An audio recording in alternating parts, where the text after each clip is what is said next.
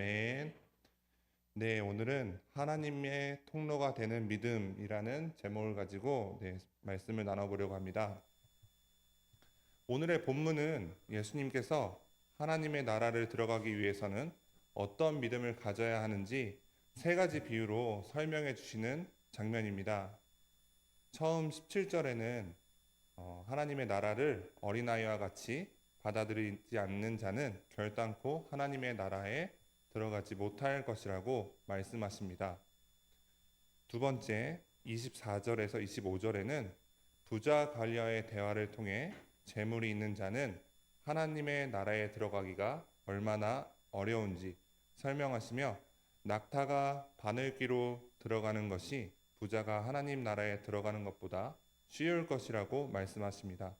그리고 세 번째 비유는 29에서 30절에는 하나님의 나라를 위하여 집이나 아내나 형제나 부모나 자녀를 버린 자는 현세의 여러 배를 받고 내세의 영생을 받지 못할 자가 없을 것이라고 말씀하십니다.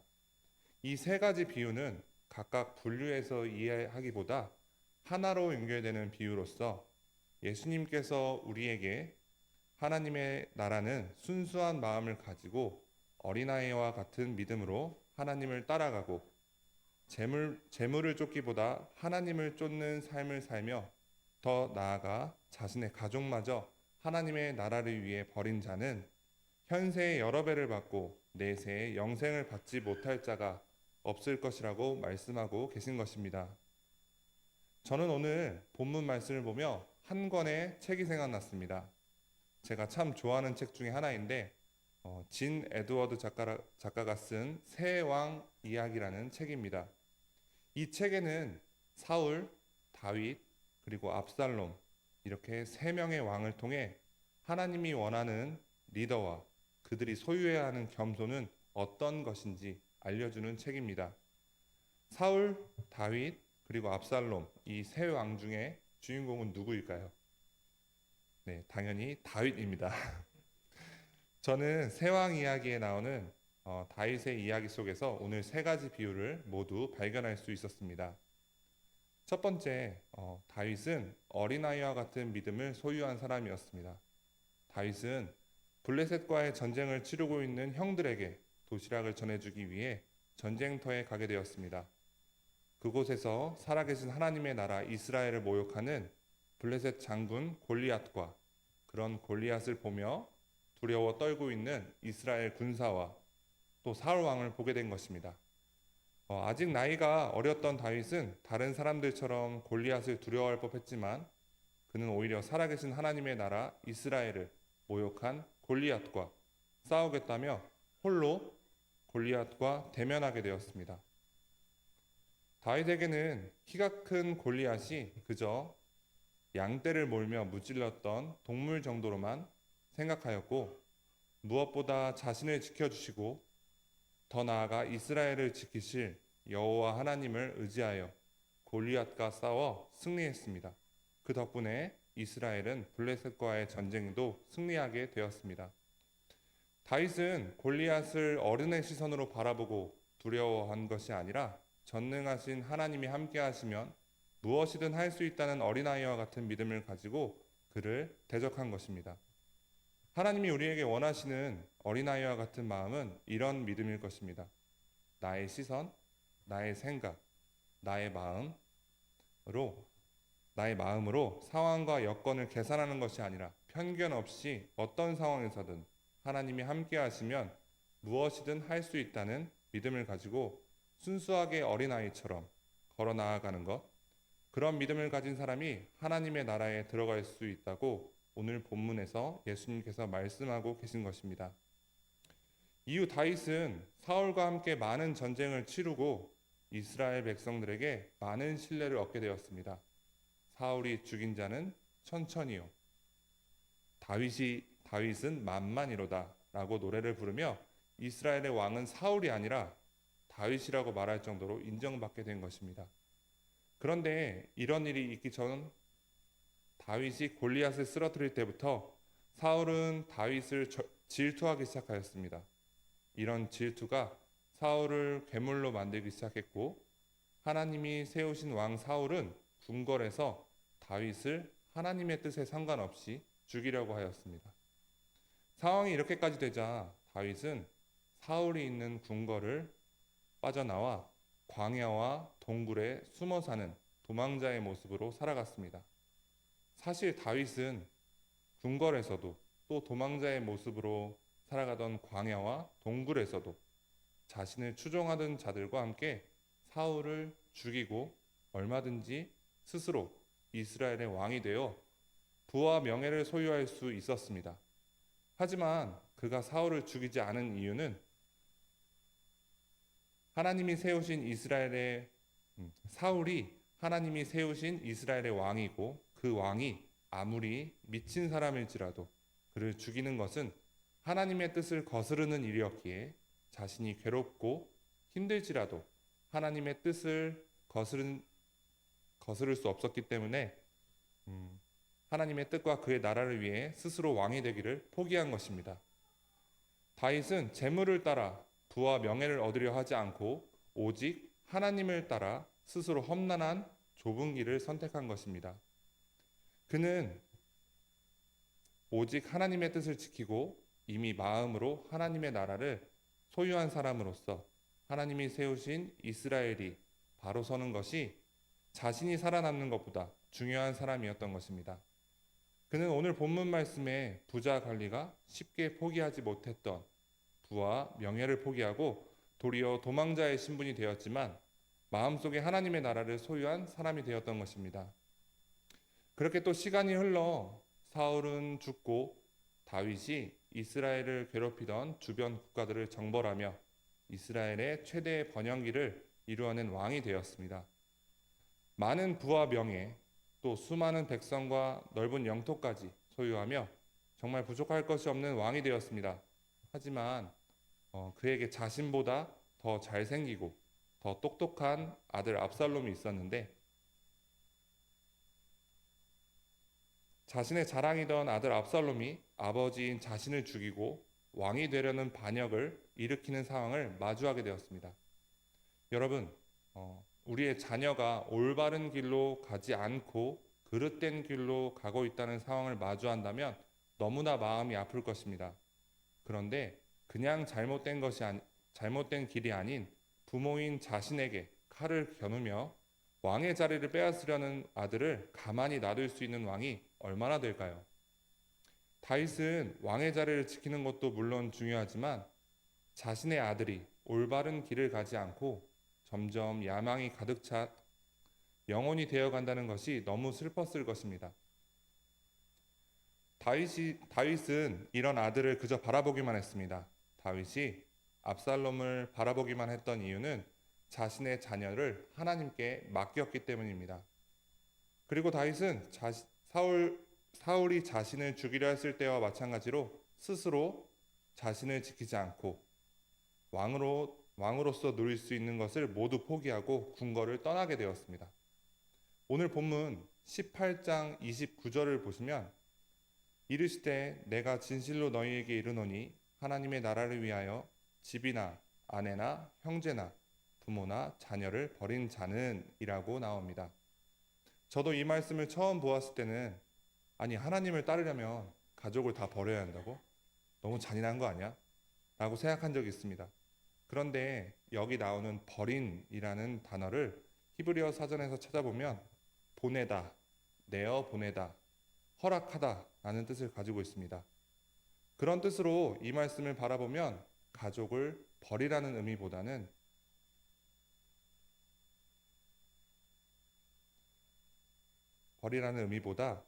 하나님께 보내다, 하나님께 맡기다 라는 의미로 보였습니다. 즉 하나님의 나라를 위해서 가족을 내가 책임지려 하지 말고 온전히 하나님께 맡길 때 하나님이 나의 가족을 책임지신다라는 의미를 뜻하는 것입니다. 다윗은 압살롬이 그릇된 길을 가려고 할 때 그 싹을 자르지도 않고 또 자신의 왕위를 지키려고 압살롬을 처단하지 않고 오히려 다윗은 스스로의 왕의 자리에서 내려와 하나님께 자신의 자녀를 맡겼습니다. 다윗은 왕의 자리를 중요하게 생각하지 않았습니다.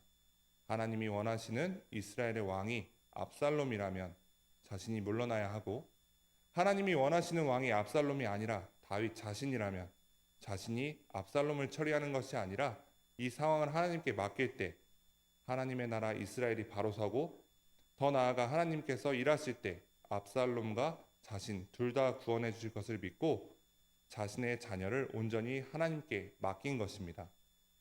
그렇게 다윗은 사울이 자신을 죽이려 했을 때와 마찬가지로 이번에도 궁궐을 조용히 떠나 모든 것을 하나님께 맡기는 선택을 하게 되었습니다. 어린아이와 같은 믿음을 가지고 골리앗과 대결했던 다윗, 사울을 죽이고 스스로 왕이 되어 많은 재물과 부와 명예를 가질 수 있음에도 하나님의 뜻을 지키기 위해 모든 것을 포기했던 다윗, 자신의 아들 압살롬이 반역을 일으키자 자신의 의지로 압살롬을 다루지 않고 스스로 왕의 자리에서 물러나며 자신의 자녀와 자신의 운명까지 하나님께 맡겼던 다윗, 이런 다윗의 삶을 보며 예수님께서는 오늘 본문을 통해 우리의 삶 속에서도 점진적으로 확장되어가는 믿음을 요구하고 계시는구나 라는 생각을 하게 되었습니다.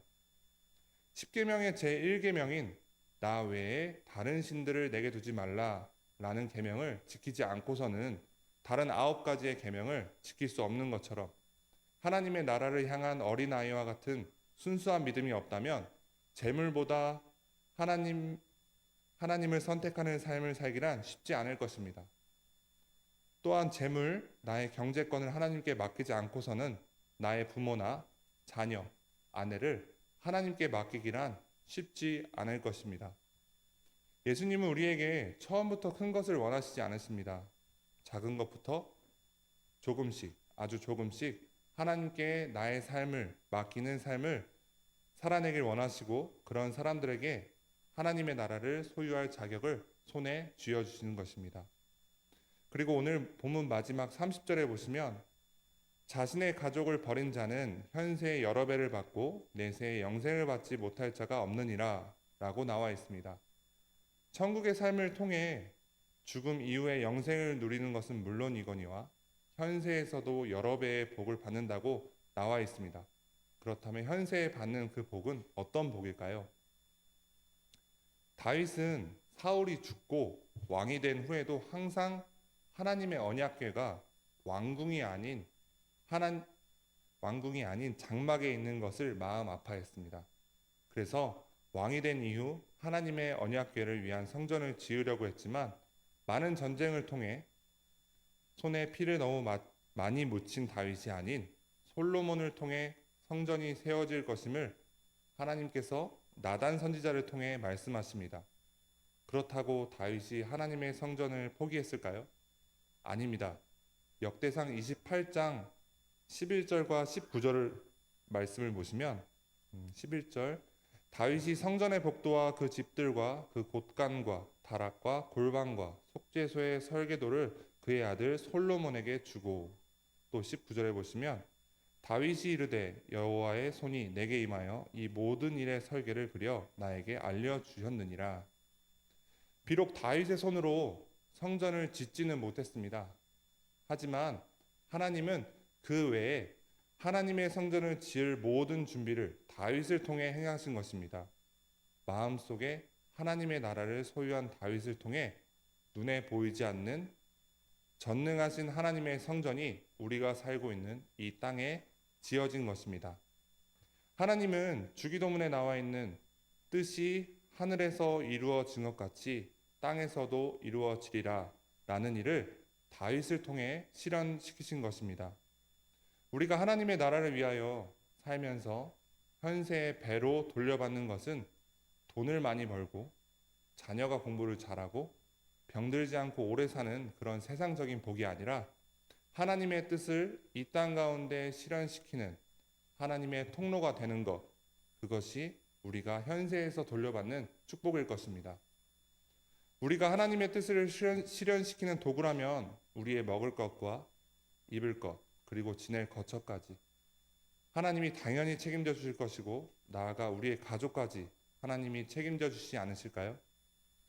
우리가 하나님의 뜻을 이루어드리는 도구가 될 때 우리의 모든 것을 하나님께서 책임져 주실 것입니다. 그리고 다윗처럼 이런 삶을 사신 분이 한 분 더 계십니다. 바로 예수님입니다.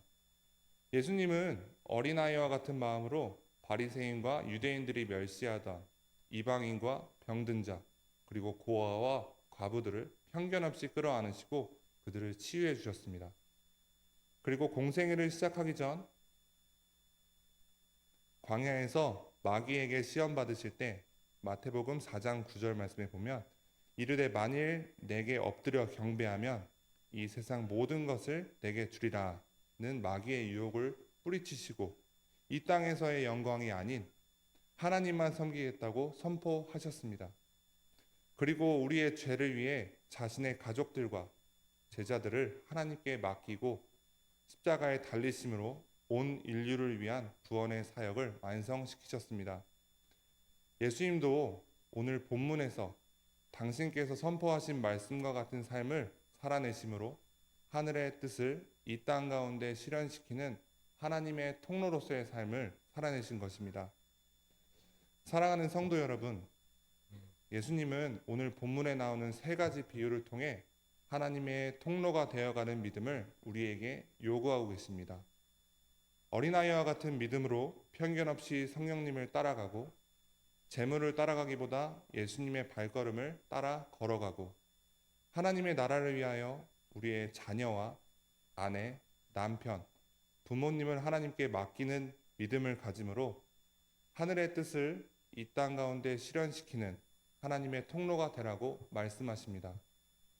다윗과 예수님처럼 온전히 하나님의 나라를 바라보는 삶을 통해 이 땅에서 하나님의 통로가 되는 복을 받고 나아가 이 땅에서부터 천국을 맛보며 영생의 삶을 누리는 가치 있는 교회 성도님들이 되시기를 기도하겠습니다. 다 같이 기도하시겠습니다. 하나님 아버지, 우리에게 어린아이와 같은 믿음이 생기길 기도합니다. 재물을 따르지 않고 오직 예수님의 발걸음을 따라가는 삶을 살아가기를 기도합니다. 나의 사랑하는 가족을 내가 책임지고 이끌어 가기보다 하나님께 전적으로 맡기며 하나님의 나라를 위하여 살아가는 우리 모두가 되기를 원합니다.